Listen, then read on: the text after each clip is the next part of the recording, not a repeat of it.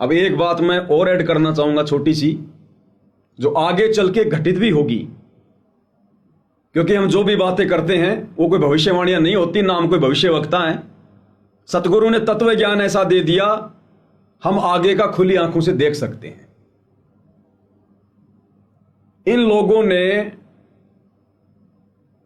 किसान यूनियन की 5 लाख रुपए देकर मदद की। एक सुरेश कोथ नाम का हरियाणा का व्यक्ति, एक किसान नेता, जिसका एक वीडियो भी आया था, जो हिसार जेल में गया था किसी कारण से, और वहां उसने संत रामपाल जी के विषय में भी उसने बताया। बाहर आकर फिर उसने आश्रम वालों से कहा कि ऐसे ऐसे आप हमारी मदद करो। इन्होंने सोचा भाई 10-20 हजार की मदद हो जाएगी। सतलोक आश्रम वाले आए और उन्होंने 5 लाख रुपए उस सुरेश कोत को दिए। उन लोगों ने देखा, रे 5 लाख, ओ तेरी की, ले लिए उन्होंने। और उस सुरेश कोथ ने फिर अपने इंटरव्यू में क्या कहा कि आगे चलकर उन 5 लाख रुपए ने हम लोगों का झगड़ा करवाया। उस 5 लाख रुपए ने हम लोगों का झगड़ा करवाया। तब रामपाल ने मारती उड़ रैली हमने करी। रैली में बल्कि बहुत ज्यादा रामपाल के चेले ने मारा। साइड भी साफ कराया, उन्हें चाय का लंगर लगाया, उन्होंने बिस्कुट खिलाए। और मारती चंदा दिया कर, देखो 2000 दे गया, को 4000 दे गया, पर्ची का वोड लिख लेंदा, हमारा को काम चल जाता, जे नहीं होंदा तो कहाँ रह जाता किसी ते भाई तो और 10 पर्ची मांगे। वह लेकर आ गए, बोला 5 लाख रुपये देंगे जी। तेरी बेटी को हमारा सिर लग गया, 5 लाख रुपये मारा थी चंदा। हम तो पक्कड़ आदमी है, मारा कैशियर लेने तो नाटिया, बोला हम तो इतना चंदा बोल। वो खोखा का रघविंदर चेयरमैन जी, बोला जी तो 5 लाख देवे हैं। मैं तो कह 150 किला मालिक। मैं भाई फिर मन ने तो कदे पीछा हाथे लाया। कैशियर तो तेरा जी करता ले ले, तेरा जी करता ना ले ले। वो तो कह मैं निंदा नहीं। और सारे संगठन वाले ने बोले अपना सदा कदे भी खर्चा नहीं पट्या। इसके कैशियर के रुपये चल लेंगे, कदे कैशियर मारे 10,000 रुपये मांगा, कदे 20,000 रुपये मांगा है। खर्चा हो जाती तो लाना पड़ा सारा, बाद में उसकी जेब तो लाग जाए। फिर वो कहा मेरे घर हाथ लग गए। फिर संगठन वाले थी जलाए देख से थोड़े थोड़े करके दे। मैंने यार कदे भी कर्जा नहीं पट्या, इनका अपना तो पीछे आने ला रही तो नहीं लेंदा। उसके रुपये ले लिए। बाद में रुपया ने हमारा संगठन भी तोड़ा। बाद में रुपया ने हमारा संगठन भी तोड़ा। बाद में रुपया ने हमारा संगठन भी तोड़ा, क्योंकि बचत होगी। आंदोलन चल रहा हो, बड़ा अच्छा आंदोलन चल रहा, 1 लाख रुपये बचत होगी संगठन में। वो 1 लाख ने बैठ जाओ हमारा संगठन तोड़ गिरा था। वो 1 लाख ने बैठ जाओ हमारा संगठन तोड़ गिरा था। वो 1 लाख ने बैठ जाओ हमारा संगठन तोड़ गिरा था। हरियाणा के जाट आरक्षण में इन्होंने कभी 11 लाख, कभी 5 लाख, कभी कुछ चंदा देकर आरक्षण वालों की मदद की, जो कि ज्ञान विरुद्ध है, भक्ति विरुद्ध है। ये चंदा लेना देना भक्ति मार्ग में सतगुरु के नियम नहीं है। लेकिन इन्होंने मर्यादा तोड़कर, संगत की तुड़वाकर, संगत का दान धर्म का पैसा उसका दुरुपयोग किया। और जाट आरक्षण संघर्ष समिति को इन्होंने करोड़ों रुपया दिया। एक छोटा सा वीडियो तो आज इस पंचायत का देख लीजिएगा। इस पंचायत में एक प्रधान जी ने तो बिल्कुल साफ साफ कह दिया कि जाट आरक्षण में 25 लाख रुपए दिए गए हमारे को। किस खुशी में दिए गए? किस खुशी में दिए गए? दहेज में दिए गए? जगत को, कुपात्रों को तो दान देने के लिए गुरु ने मना किया है, चंदा देने के लिए मना किया है। फिर किस खुशी में राष्ट्रीय समाज सेवा समिति के द्वारा हरियाणा के जाट आरक्षण में 25 लाख रुपए दिए गए? एक छोटा सा वीडियो पहले आपको दिखा देता हूं, फिर मैं अपनी बात को आगे बढ़ाऊंगा।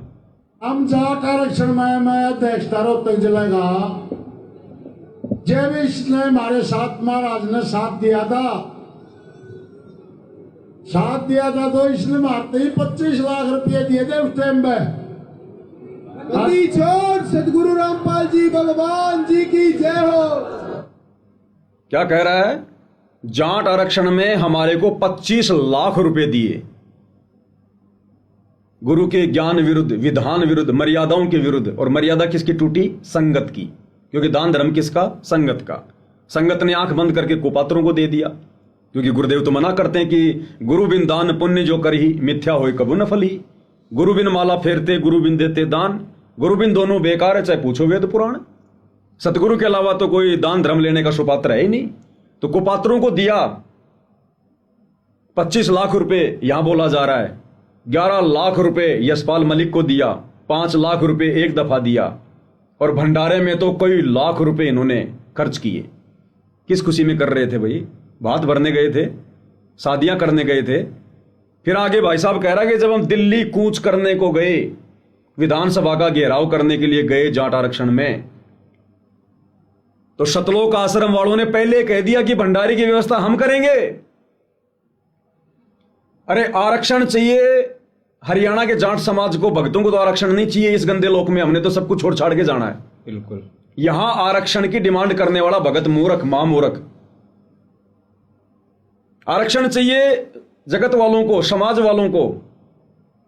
और उस बिरानी आग में जबरदस्ती एंट्री कौन कर गए? सतलोक आश्रम वाले। पैसा किसका? संगत का। कर्म किसके फूटेंगे? संगत के।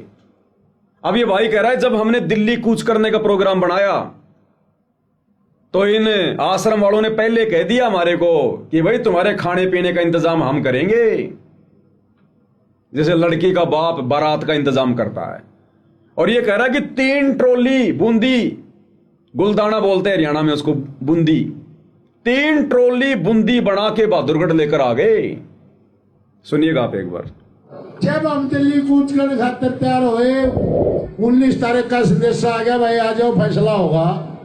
जब महाराज जी ने बहादुरगढ़ में बैंकेट हॉल में 2 हॉल में 3-3 ट्रेली गुलदाना बना दिया था। दिल्ली छोड़ सतगुरु रामपाल जी भगवान जी की जय हो। भाई दिल्ली जो खाना खर्चा होगा तुमने कोई जरूरत नहीं, हम अपने दौड़ कराएंगे। बताइए, दिल्ली में जो भी खाना खर्चा होगा आरक्षण वालों तुम्हें कोई दिक्कत नहीं है, हम आश्रम वाले अपनी तरफ से करेंगे। किस खुशी में? किस खुशी में?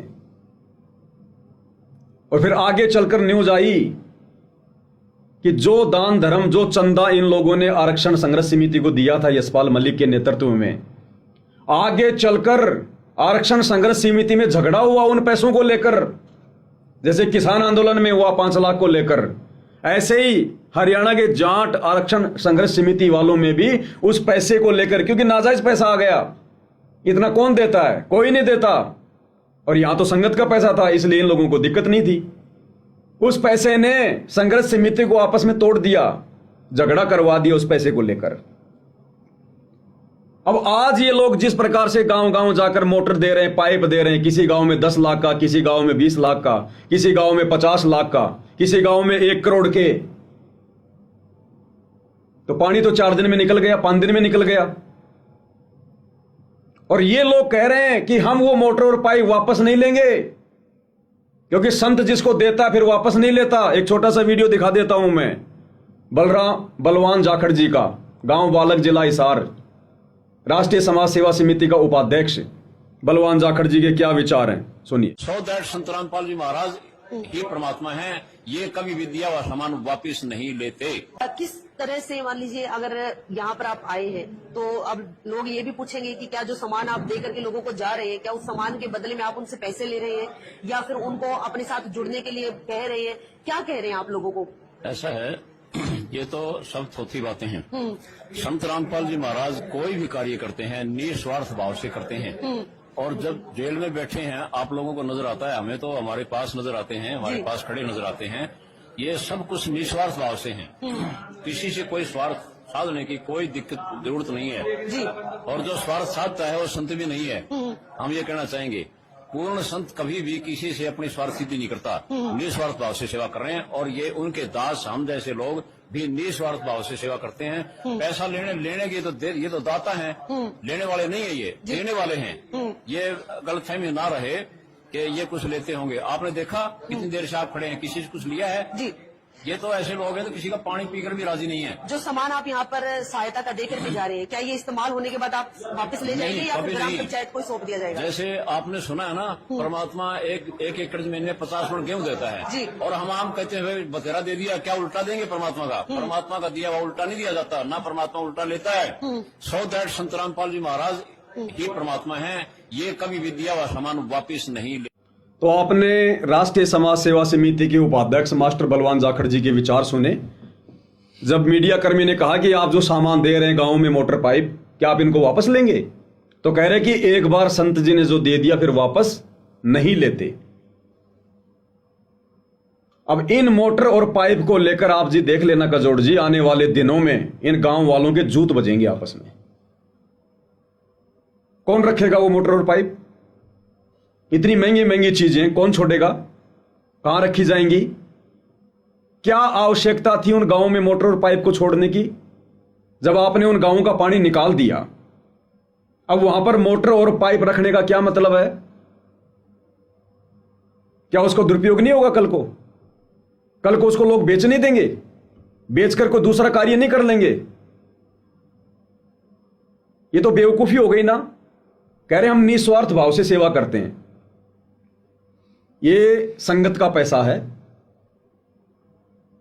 आप अपनी जमीन बेचकर, अपनी औरतों के गहने बेचकर, अपनी सैलरी से एक गांव में भी मोटर पाइप पहुंचा के दिखा दीजिएगा, हम मान जाएंगे कि आप बड़े निस्वार्थ भावी हैं। ये बेचारी नादान संगत की खून पसीने की कमाई जो बर्बाद की जा रही है, ये निस्वार्थ सेवादार बने हुए हैं और कहते हैं भगवान दे रहा है, भगवान दे रहा है। अरे संगत दे रही है। परमात्मा ने तो काशी के भंडारे में दिया था। किसी अपने भगत से, 64 लाख भगत थे, किसी से 1 रुपया तक नहीं लिया। 18 लाख को भोजन कराया, शतलोक से आया, साथ में सोने की मोहर दोहर दी। वो होता है दाता के द्वारा देना, गुरु के द्वारा देना। ये तो संगत को चूसा जा रहा है, लूटा जा रहा है। आप जी देख रहे हैं, ये लोग वीडियो बना बना के सरेआम कह रहे हैं कि हमने आपके गांव का पानी निकाल दिया, ड्रोन से वीडियो बना ली, दूसरा वीडियो फिर बनाएंगे, ये वीडियो फिर हम आश्रमों में समागम में चलाएंगे और संगत को दिखाएंगे ताकि संगत और बढ़ चढ़ के दान करे। तो दे कौन रहा है? वो दाता नहीं दे रहा। उस दाता के विधान में है ही नहीं ये मुफ्त में देना, फ्री में देना।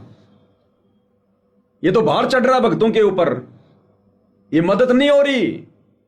मदद की जाती है उधार में, और जो मुफ्त में दिया जाता है वो भीख है, और भीख देने के लिए सदगुरु ने मना किया है।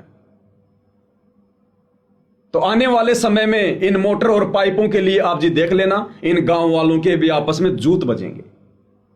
क्योंकि जहां जहां इन लोगों ने इस प्रकार से संगत के दान धर्म का दुरुपयोग किया है, उन लोगों के जूत बजे। किसान आंदोलन में, जाट आरक्षण में, और अब देख लेना यहां भी जूत बजेंगे।